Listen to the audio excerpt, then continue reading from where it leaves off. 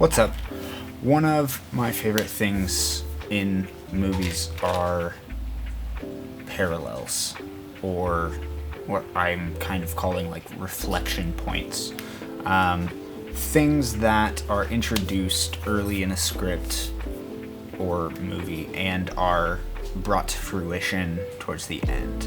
I really like these things because it makes it feel so much more intentional. It makes impactful moments even more impactful. And so today, as I'm getting kind of more towards the end of outlining, I'm at about 55 scenes or so. It's hard for me to just come up with random scenes anymore and string them together.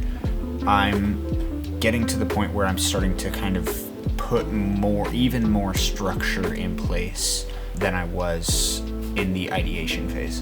And so as I'm developing this and working through it, I'm now looking at what are things that I can mirror at the end of the movie to really highlight a character's arc or a couple of characters' arc and their like joint story. How can I bring that thing full circle, if you will, to show the most like polished, interesting, thorough story that I can? So today I went through and like mapped out all of my scenes. I put 1 equals 70, 5 equals 65, 10 equals 60, right? And at any of those points, those are good time frames to put in something that mirrors the other side of that, right? So whatever happens on page 1 should be mirrored on page 70. And this is a good rule of thumb when telling a story is if you open up a question early, the answer for that question should be farther away. Whereas a question you open a little bit later, you can close that out quicker. You want to see how far you can kind of carry that thing. If you open the movie with a general question, you don't want to answer that in the first 20 minutes. You want that to be the main thing you're exploring throughout the story. But if you ask a smaller question, is he going to make it out of this scene alive?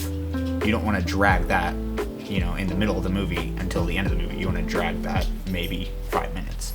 So trying to build in those things and be really intentional about like where these moments of setup and resolution are throughout the story, I think will add just like a little bit more polish, a little bit more coherency, and tell just a little bit better of a story. It's also doing great things for me at this stage where I'm not just coming up with random scenes anymore. I'm not just throwing something at the wall and like, how can I string that together to make a movie? I'm at 55 scenes, I'm looking at like, well, this really important moment happens on page 60. I should probably be setting that up around page 20 or page 10 or whatever so that it's more impactful at the end. And that lends itself to writing new scenes sometimes, to adding to other scenes that are already existing, and fleshing those out a little bit more. But overall, it's just lending itself to a more kind of structured way of creating and writing, which has been really nice. It's made my work today pretty easy and fun while still feeling very productive. So that's what I've been doing today in my downtime. It's been very like Florida vacation kind of vibes. We're just hanging out. Tomorrow's Thanksgiving. We drove around a bit, saw some of the city. You okay? Did you hit your shin? I'm sorry, sweetheart. You're probably going to see this on Thanksgiving, so happy Thanksgiving to my American friends. Anyone that's not in America, go eat a turkey slice or something. Peace.